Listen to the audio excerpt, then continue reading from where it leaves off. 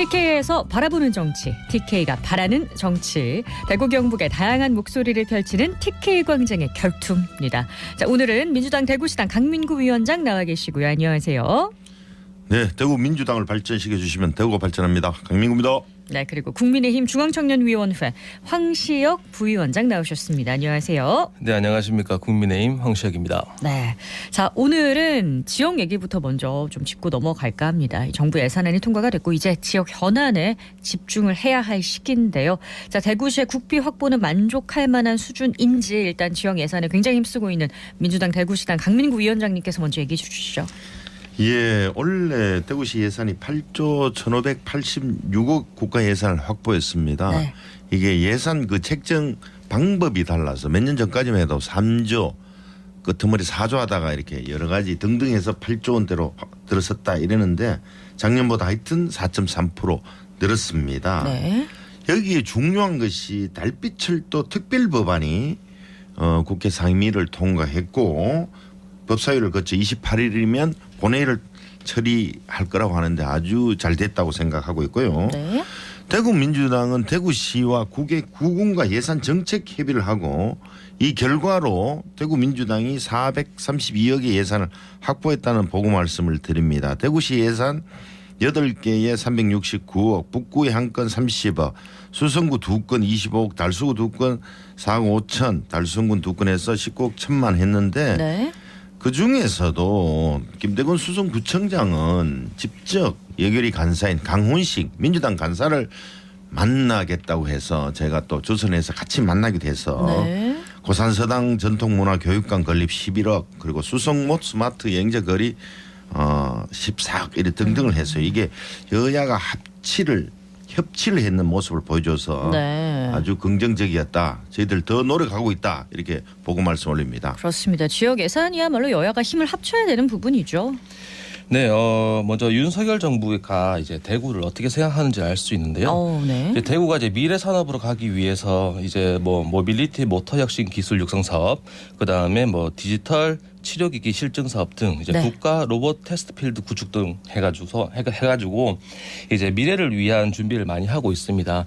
그것만 바라봐도 이제 대구는 앞으로 어떻게 발전될 것인지를 긍정적으로 바라볼 수 있는 것이죠. 그렇습니다. 대구가 이제 산업 동력 부분에서 모빌리티, 뭐 2차 전지 산업 등 앞으로의 좀 발전적인 전망을 바라볼 수 있게 될지 예산 확보가 가장 중요한 시점이니까요. 그래서 꾸준히 예산 확보가 될 수 있도록 여야가 힘을 써 주셔야 되겠습니다. 자, 이제는 또 얘기 안 할 수가 없는 게 오늘 국민의힘 한동훈 비대위원장이 임명될 거라고 하죠. 아마 다들 알고 계실 텐데 홍준표 시장이 뭐 이거 대통령 직할체제 아니냐 이런 비판을 했습니다. 뭐 총선 걱정 뭐 많은 분들이 하고 계시는 부분이고, 자, 한동훈 비대위원장 체제 기대와 우려를 한번 짚어보면 일단 국힘부터 얘기 들어보죠. 네, 새로움으로 이 변화를 합니다. 네. 이제 많은 기득권들이 방해가 있을 수 있지만 이제 한 장관이 이제 어떻게 보면 윤석열 정부에서 윤석열 대통령의 말을 제일 안 듣는 사람 중에 하나라고 하죠.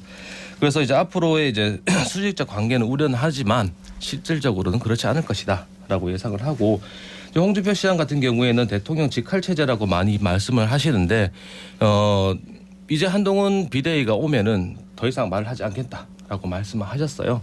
이제 한번 조용히 지켜봐 주시는 게 제일 좋지 않을까 생각을 합니다. 예, 이걸 보면 현직 장관이 뭐 중간에 사퇴했다가 임명되는 것도 아니고 현직에 있는 사람을 바로 옷을 벗고 비대위원장이 된다. 헌정사상 초유의 일이죠. 저는 이 선택이 완전한 악수다 이렇게 생각도 되기도 하고 네. 최적의 선택이라고도 돼요. 왜냐하면 현장 정치 경험이 없다. 이것이 한동훈 지금 전 법무부 장관인데 이런 분들이 현장을 모르기 때문에 마구 밀어붙일 수가 있어요. 조금 심한 말로 하면 군대 말로 하면 막 까라면 까라 이런 식으로 해서 막 그렇게 할 수도 있어서 좋은 결과로 나타날 수도 있는데, 다만 현장 경험이 없어서 우왕좌왕해서 엉망이 될 수 있다. 이런 네. 생각이 많아요. 저는 사실 네. 후자가 강하죠. 그런데 국힘에 이렇게 선택지가 없었나. 그만큼 인물이 없다는 것을 방증하기도 합니다. 윤석열 대통령을 지킬 자신의 호위무소가 한동훈 비대위원장밖에 없다 이렇게 판단한 듯 하고요. 비대위가 성공하려면 대통령하고 이때 끝까지 검사 동일체 원칙이 있었잖아요. 검사 선후배 지간이잖아요. 네. 이런 그 상명하복 관계를 벗어난 틀에서 집권 여당의 모습을 보여줘야 할 거다. 이렇게 생각합니다. 네, 방금 네. 호위무사라는 얘기를 하셨는데 아마 그 부분에 대해서는 약간 반대 의견이 있지 않을까 싶거든요. 뭐 앞서도 네, 죄송합니다. 앞서도 말씀드렸지만 한동훈 장관이 이제 윤석열 정권에서 제일 말 안 듣는 악동이 될 것이다. 제가 악동이요? 말씀드렸던 게 이제 스스로 이제 누구에게 충성하지 않는다라고 말씀하신 윤석열 정권과 똑같은 방향으로 갈 것이고요.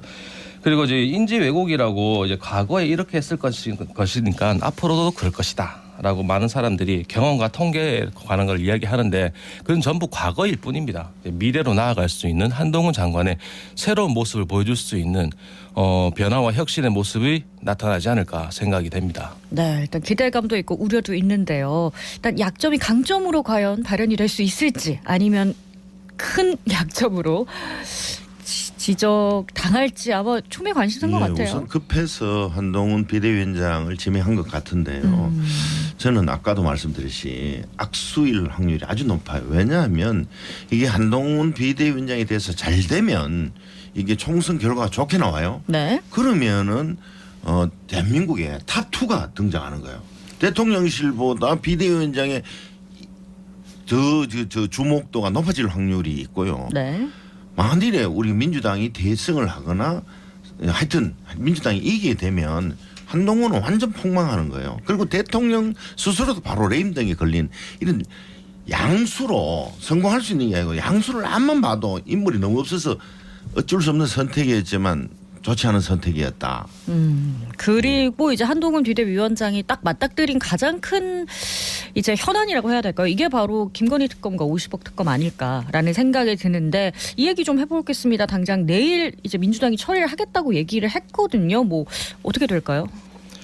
먼저 이제 대통령실에서는 이제 받아들이지 않겠다라고 시사점을 말씀을 주셨는데. 네. 뭐 민주당에서도 똑같습니다. 이제 50억 특검, 뭐 김건희 특검 이야기하지만 정확한 이제 사건에 대한 이야기를 하고 싶다면 네. 다 끝난 뒤에 뭐 다시 이야기를 해도 되는 것이고 그리고 실질적으로 지금 뭐 특검을 국회에서는 할 일이니까 우리는 한 발 물러서서 바라볼 뿐이고요.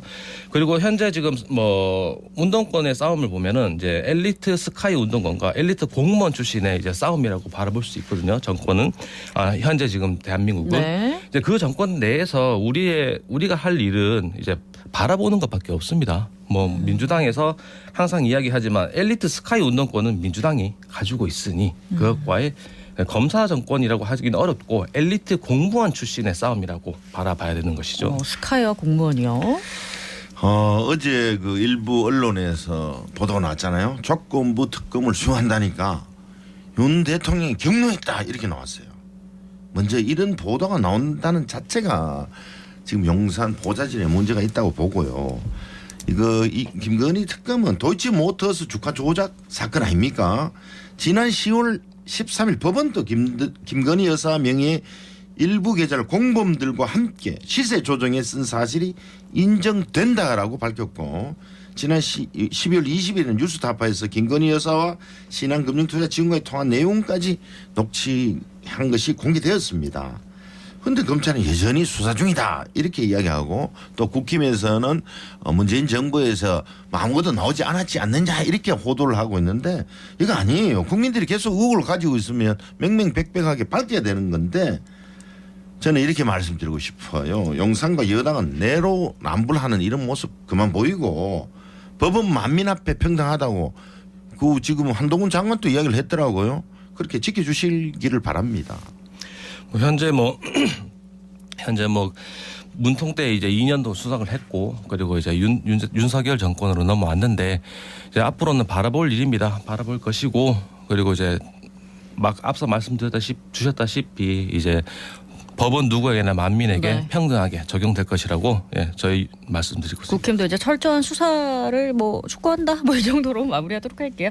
자, 비대위 구성과 인적 쇄신도 관심사입니다. 보수층의 기대뿐 아니라 중도층을 확장할 수 있는 카드가 나오려면 영남이나 뭐 우리 TK 의원들 입장에서는 좀 부담이 더 커지지 않을까라는 생각이 드는데 지켜보는 입장에서 한번 먼저 들어볼까요? 예, 지금 한동훈 비대위원장이 되면 이분께서 네. 1973년생이니까 원래 50세, 내년 되면 51세가 되잖아요. 네.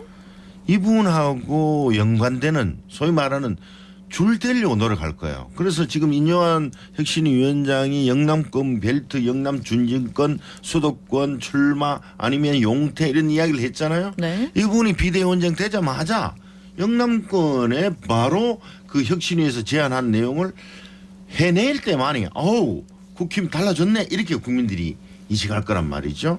그래서 이번 한동훈 비대위원장한테 줄 대려고 노력 엄청 하고 있다 이런 생각이 들고요. 네. 아무래도 이분이 이제 73년생 50세다 보여 지금 언론에서는 7, 8, 9세대 70에서 90년대생이 뭐 몰릴 주도할 것이다. 것이다. 네. 이렇게 하는데 저는 7, 9세대라고 이야기하고 싶어요. 70년대생 90년대 학번 이분들이 더욱 더 강하게 전면에 배치될 것이다. 이렇게 생각합니다. 예, 586 다음에 이제 789로 넘어가는 게 아니고 이제 새로운 시대로의 전환을 하는 겁니다. 지금 윤석열 정부에서 이제 올라왔다고 줄 대려고 노력한다는 것이 아니라 네. 한동훈은 새로운 모습을 보여주기 위해 노력을 할 것이고요. 그리고 뭐 대구에서는 젊은 비대위 이야기하는데 네. 과연 누가 될지는 저희도 지금 모르고 있는 상황입니다. 철저하게 이제 가려져 있는 상태고 네.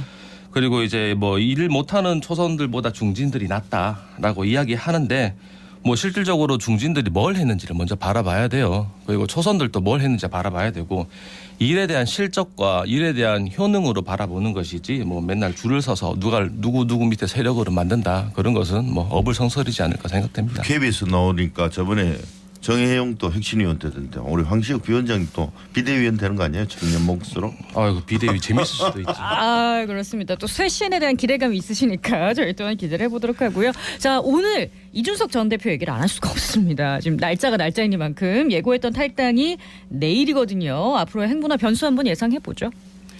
먼저 내일 27일 날 한다고 하는데 네. 뭐 저의 개인적인 생각으로는 이제 온라인 정당이 어렵지 않을까라고 생각이 되고 지금 한동훈 비대위로의 체제 전환으로 인해서 이준석 신당에 대한 이슈들이 많이 줄었어요.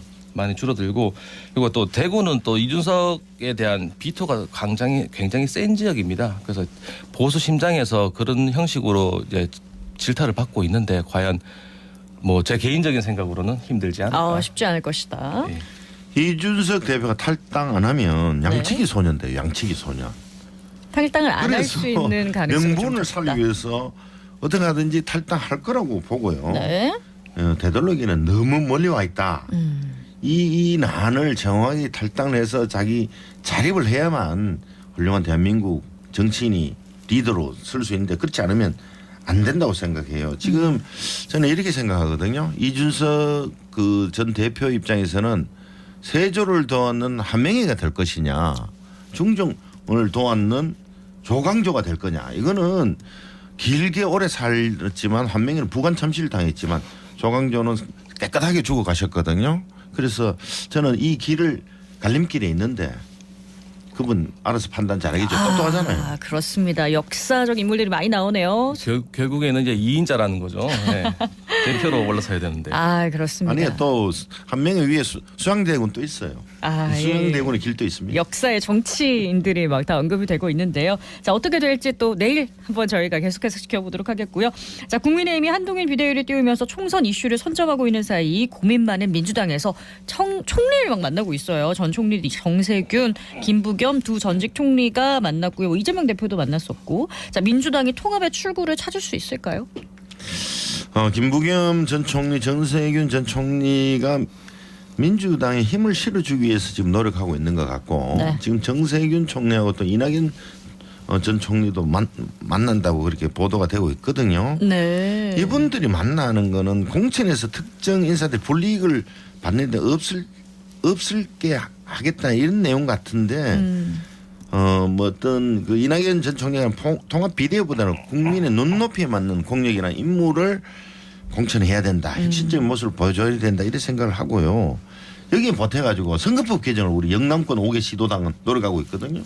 저 역시 지금 여기에 앞장서 있는데 네. 중복 등록 가능한 비례대표제 도입 촉구를 계속하고 있고 1월 초에도 또 출마 예정자 전원이 가려고 한 100여 명이 갈 계획을 하고 있어요. 네. 하여튼 그래 좀 해주십시오. 예, 제가 안 그래도 호남에 있을 때 말씀 주신 법안들 되게 관심 있게 바라봤습니다. 예, 뭐 어느 우리 양당 체제에서 뭐 한쪽을 바라볼 때 그런 말들이 많이 나오는데 네. 지금 민주당도 새로운 시대로의 전환을 바라보고 있는 것 같아요. 예, 성장하기 위해서는 성장통을 수반할 수밖에 없다. 그러다 보니까 뭐 아프지 않을까 생각이 그렇습니다. 듭니다. 일단 오늘이 이제 2023년 TK 광장의 결투 마지막 시간이거든요. 그래서 마지막 시간이니만큼 좀 우리 시민들이 지금 총선도 앞두고 있고 이슈들이 많아가지고 좀 복잡하거든요. 희망을 줄 수 있는 한마디 또 한마디씩 이렇게 여야에서 해주시면 좋을 것 같은데 어느 분이 먼저 해주시겠어요? 이재명 대표께서 인재위원장을 겸하고 있는데 제가 전화 와서 좋은 사람 소개해달라고 이렇게 이야기를 했어요. 네. 좋은 분이 있으면 저 강민구에도 연락 좀 해 주십시오. 자, 근데 이제 마지막으로 동네 나가면 그만 좀 싸라 이런 말을 많이 해요.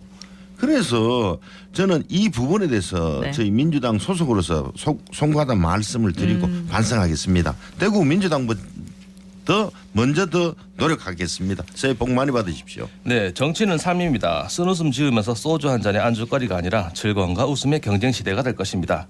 윤석열 정부는 새 역사를 많이 써왔고 앞으로도 많이 쓸 것이니 지켜봐 주십시오. 화이팅 하겠습니다. 국민의힘이었습니다. TK 광장의 결투도 즐거운 경쟁을 향해 나가겠습니다. 오늘 두 분 고맙습니다.